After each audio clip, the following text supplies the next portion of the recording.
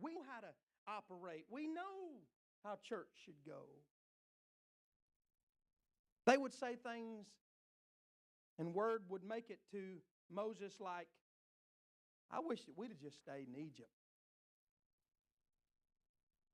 I wish we'd just stayed there.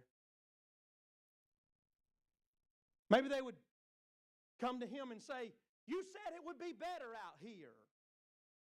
But we're about to starve to death.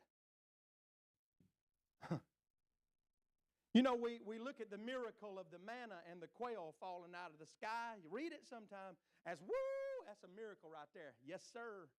But the reason God did it is because he was tired of them griping. He said, I'm going to bury them with food. They don't think I can do it. I'm going to show them. Right? Amen. He sent so much that he set barriers on how much they could pick up.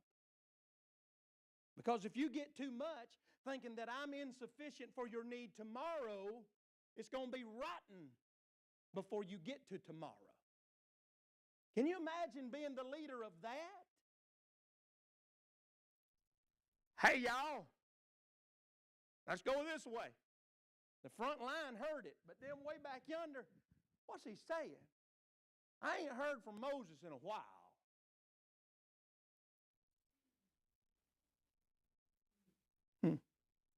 We're about to starve to death. We knew how it was back there.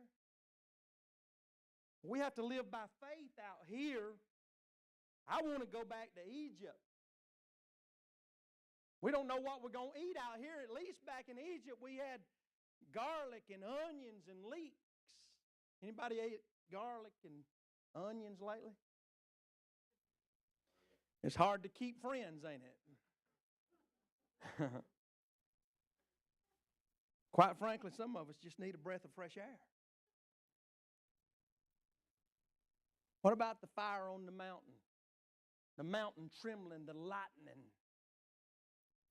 And the word being, hey, don't touch that mountain. God's there. Whew. That should have energized us.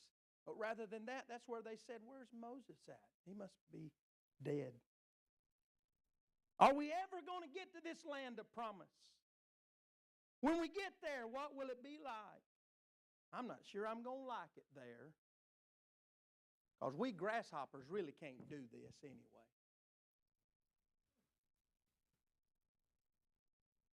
We can't do this. That's too much. Not easy being the leader. But while you look at that picture, point 2, it's not easy being the congregation either.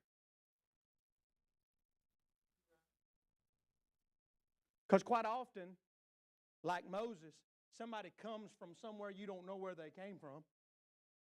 You don't know what their credentials are. You don't know if they've ever had any experience before or not. Certainly, we don't know what they can do. Well, neither do they. We've never been this way before. And it's not easy being the congregation. You know why it's not easy for that congregation? Because Moses didn't have all the answers. He didn't. What we going to eat, Moses? Oh, no. What we going to drink?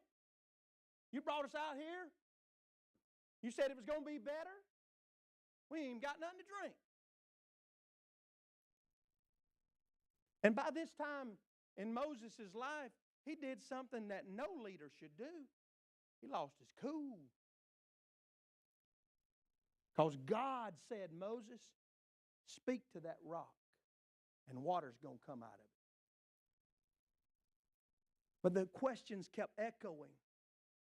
And rather than being a man of obedience and a man of faith, I don't know how it went, but I kind of imagine it went this way.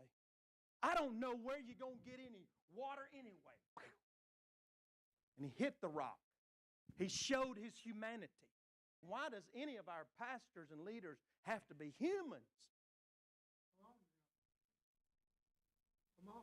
And the Bible said water came out of it. I tell you what I started to do tonight, Brother Bob, but I didn't know who was going to be here. I started to go down by the lake and get me one of them big old white rocks and put it in a backpack and let somebody start walking around in here. How would you like to be that guy?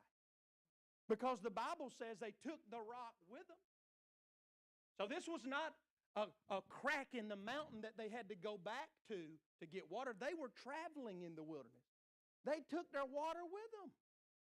So when it was moving day, they picked their rock up and put it in their backpack. How would you like to be that guy? Toting that heavy rock everywhere you go. Good gracious, what's wrong with this guy giving me this backpack and this rock? It's not easy. It's not easy to be asked to go into the nursery and change diapers. I don't want that job.